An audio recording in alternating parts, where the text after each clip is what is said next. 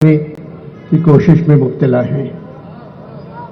इस मेले के लिए बहुत मेहनत करते हैं और सिला भी मिल जाता है।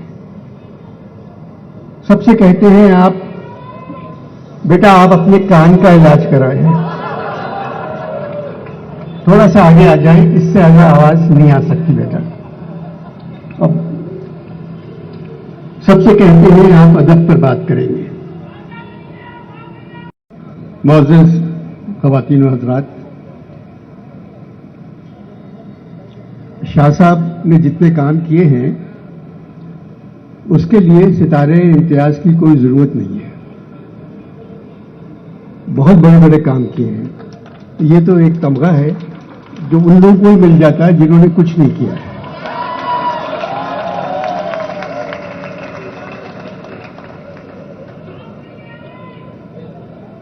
अच्छा देखिए बेटा, पीछे आवाज जा रही है या नहीं जा रही है?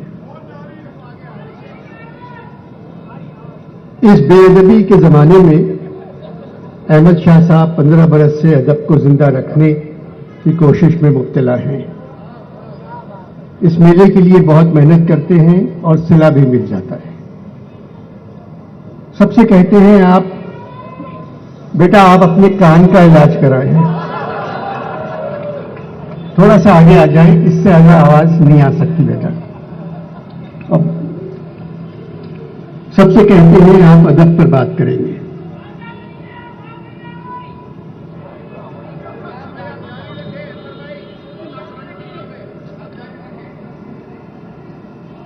सबसे कहते हैं आप अदब पर बात करेंगे। सिर्फ मुझसे कहते हैं आप पाकिस्तान पर बात करेंगे, जबकि पाकिस्तान का अदब से कोई ताल्लुक नहीं है। 15वीं उर्दू कॉन्फ्रेंस के इश्तहार में लिखा है 4 दिसंबर 6 बजे शाम इख्तितामी अनवर मकसूद। मेरे नाम के साथ इख्तितामी लिख दिया और फिर इख्तितामी के बाद लिखा है रक्स। चलो सब कुछ खत्म हो गया, अब नाचो।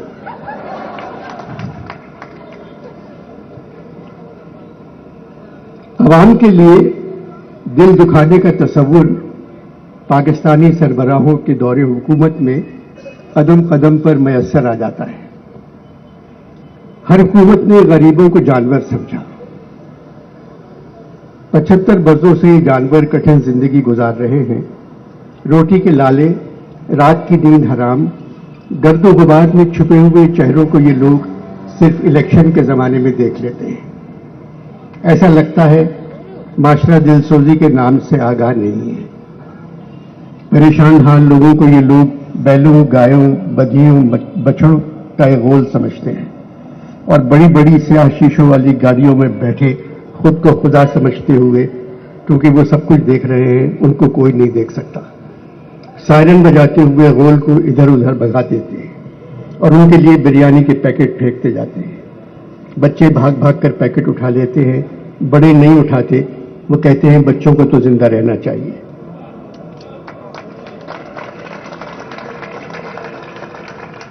इन मनाजिर का असर भी सियासतदानों पर नहीं होता। गाड़ियां गुजर जाने के बाद लोग खामोशी से वापस चले जाते हैं, जिस तरह जनाजे का खामोश जुलूस दफन करने के बाद घर लौटता है मायूस होकर। 75 बरसों से हम इस तरह के मंजर देख रहे हैं। भाई कितना कमाओगे, कितना लूटोगे, कितना झूठ बोलोगे, कितना अपने ऊपर खर्च करोगे? गरीब तो आप जन्नत के सिवा। गरीबों के लिए खाने पीने बावर्ची खाने को चलाने के सिलसिले में हमारे वजीर आजम 6-7 मुल्कों के सरबराहों के सामने हाथ फैला चुके हैं। गरीब कहते हैं हमें बदनाम न करें, अपने लिए मांगें।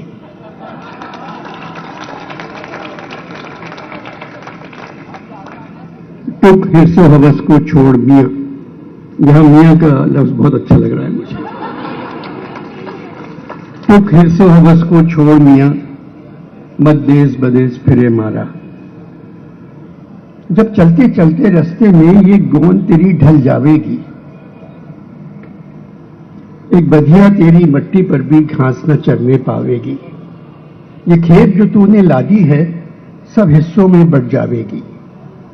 धी पूत जवाई बेटा क्या, बंजारन पास ना आएगी, सब ठाट पड़ा रह जाएगा। बात यह है, ये हालात मुसलसल इस तरह क्यों रहते हैं? भाई, जब बंदूक की जबान कौमी जबान बन जाए तो हालात ऐसे ही हो जाते हैं।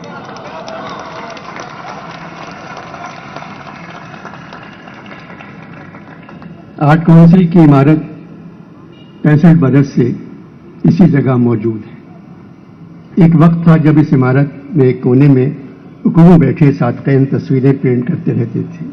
सीढ़ियों से फैज साहब उतर रहे हैं। आर्ट काउंसिल के फिसल बंडे से सूफी साहब फिसलते हुए आ रहे हैं क्योंकि वो सीढ़ियां नहीं चढ़ सकते थे। अली साहब, रईस अमरोवी, बुखारी साहब, सिफ्ते हसन, हाजरा आपस में बातें कर रहे हैं। इंतजार हुसैन साकी फारूकी से बचते फिर रहे हैं। मोहम्मद हसन अस्करी खामोश बैठे हैं। फिर अस्करी ने बोलना शुरू किया। बोलने वाला अस्करी का ताल्लुक मोहम्मद हसन अस्करी से नहीं था।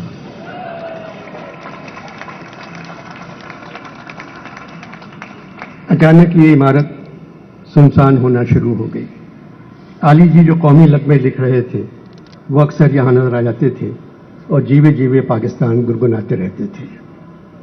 20-22 बरस पहले अहमद शाह यहाँ आ गए और यहाँ से जाने का नाम ही नहीं लेते। खुद जाना चाहते हैं मगर अवाम इनको नहीं जाने देते। इस वीरान खंडर को शाह साहब ने फिर से खूबसूरत इमारत में तब्दील कर दिया। पढ़े लिखे लोग यहाँ आने लगे। 15 साल से उर्दू कॉन्फ्रेंस शाह साहब का पीछा नहीं छोड़ती। हालात जैसे भी हों दिसंबर के महीने में आ जाती है। दुनिया भर से अदीब इस कॉन्फ्रेंस में शरीक होते हैं, कुछ असली, कुछ अदीबों के भेष में। हिंदुस्तान से भी शायर और अदीब आ जाते थे, वो सब मर गए। अब वहां कोई नहीं है। मैंने पूछा, शाह साहब इस दफा हिंदुस्तान से कौन आ रहा है? तो कहने लगे, अनवर भाई हिंदुस्तान से सिर्फ धमकियां आ रही हैं।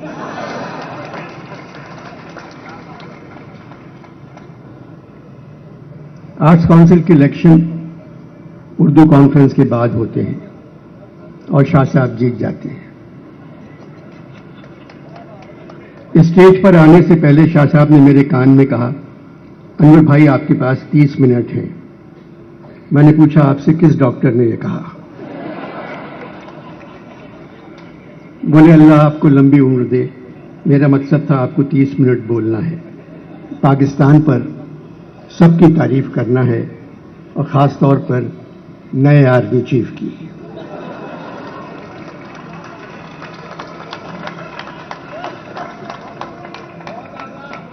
मैंने कहा, शाह साहब आसिम मुनीर साहब की तारीफ तो सब कर रहे हैं, फौजी भी, उनके दोस्त भी, उनके मोहल्ले वाले भी, नेक, शरीफ, नवाजी, ईमानदार, बहादुर, अपने पेशे से मोहब्बत, वतन की इज्जत, परचम की कदर।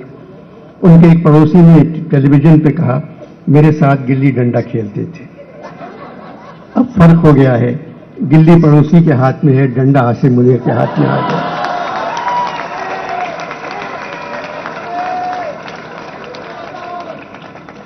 मेरी दुआ है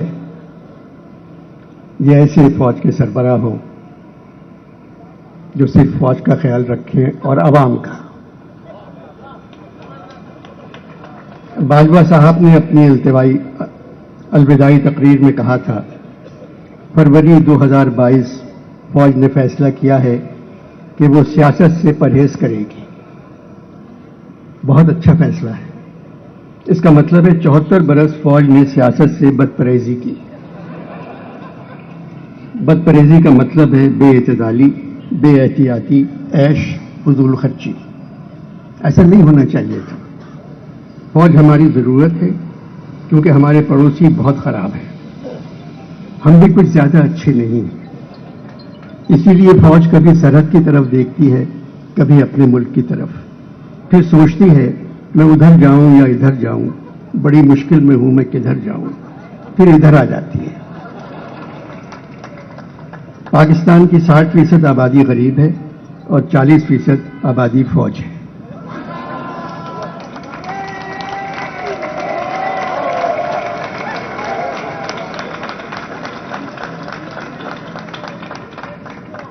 अमीरों का पाकिस्तान से कोई ताल्लुक नहीं। वो अपने बच्चों को मुसलमान करवाने भी लंदन भेजते हैं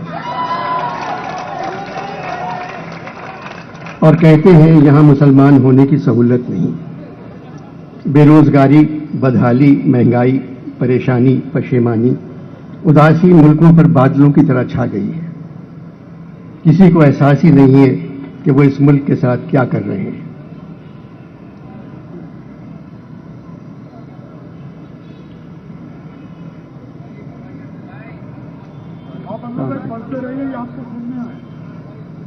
शाह साहब, ताल्लुक एमक्यूएम से है, मैं कैसे पढ़ते रहूं?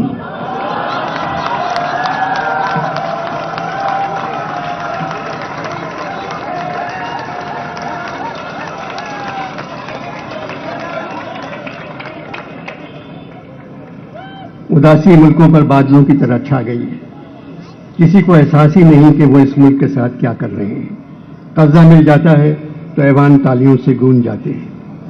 इसके बावजूद अहमद शाह का इसरार है मैं पाकिस्तान पर बात करूं, पाकिस्तानी कहानी सुनाऊं। हालात बदल गए शाह साहब। जो दिल में है, जो है ज़बां पे, दिल को नहीं उससे फायदा। जो है ज़बां पे, दिल को नहीं उससे फायदा। जो दिल में है वो ला नहीं सकते ज़बान पर। आपकी प्रेस कॉन्फ्रेंस में मैंने कहा था 83 बरस की उम्र में हमेशा मैंने कपड़े खुद अपनी मर्जी से उतारे हैं। कुछ उल्टा सीधा बोलकर अपने कपड़े पंजाब पुलिस से नहीं उतरवाना चाहता। पाकिस्तान 75 का हो गया। मैं पाकिस्तान से 8 बरस बड़ा हूं।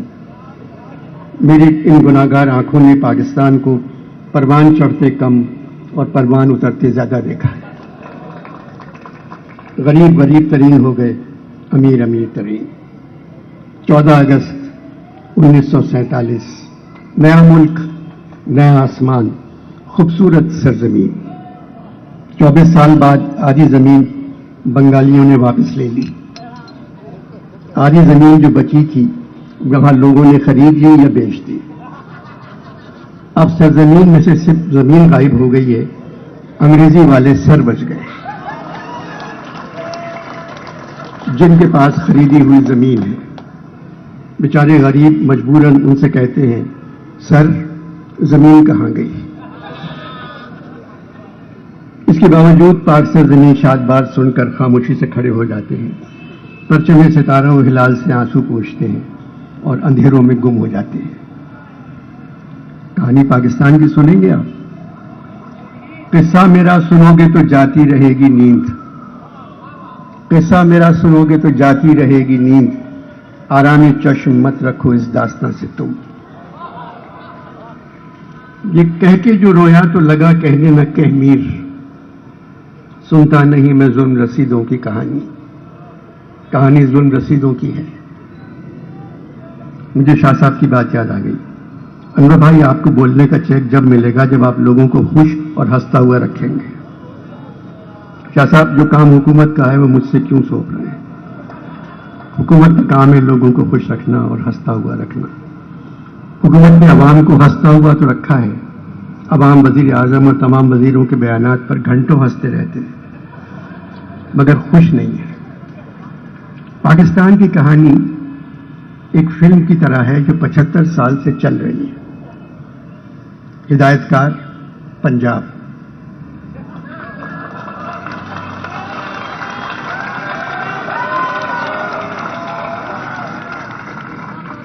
हिदायतकार पंजाब शूटिंग बलूचिस्तान में हुई है।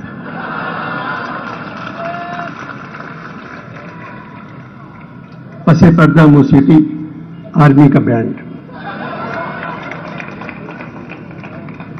फिल्म का इंटरवल 1971 में होता है जब मशरकी पाकिस्तान बांग्लादेश बन गया। इंटरवल के बाद फिल्म एक मिली नगमे से शुरू होती है, ऐ वतन के सजीले जवानों। इसके बाद फिल्म का हीरो जो सिंधी है एक बढ़ई के पास जाता है और उससे कहता है एक ऐसा तख्ता चाहिए जिसको उल्टा न जाए। बढ़ई एक तख्ता बनाकर देता है جو 6 فٹ چوڑا اور 4 فٹ لمبا ہے. اس کے درمیان 3 فٹ اور 2.5 فٹ کا سوراخ ہے. بڑے کہتا ہے اس تختے کو کوئی الٹ نہیں سکتا، مگر اس تختے کے درمیان جو سوراخ ہے تم اس کے نیچے جا سکتے ہو. اس منظر کے بعد آرمی بینڈ ہے مرد مجاہد جاگ ذرا، اب وقت شہادت آیا بجاتا ہوا گزر جاتا ہے.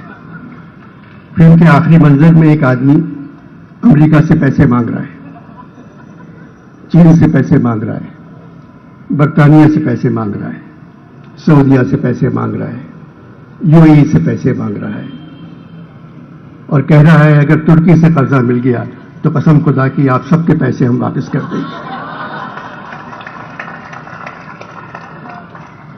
ایک چھوٹا بچہ آتا ہے اور وہ آ کر ایک شعر پڑھتا ہے، خدا سے مانگ جو کچھ مانگ نہ ہو اے مفلس، خدا سے مانگ جو کچھ مانگ نہ ہو اے مفلس، یہی وہ در ہے کہ ذلت نہیں سوال کے بعد.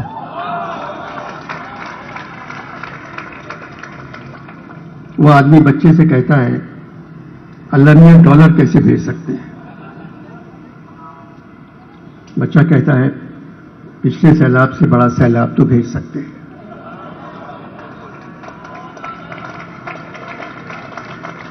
پھر آپ کے دامن میں ڈالروں کی بارش. اب صرف تباہی اور بربادی ہی آپ کی آمدنی کا ذریعہ بن سکتی ہے. جتنی تباہی اتنی بہتری. بیٹے تم تو قیامت کی بات کر رہے ہو. محترم قیامت تو آ چکی ہے. اس کی نشانیاں پتہ ہے آپ کو کیا ہیں؟ جب برے لوگ اچھے لوگوں پر حکومت کرنے لگے،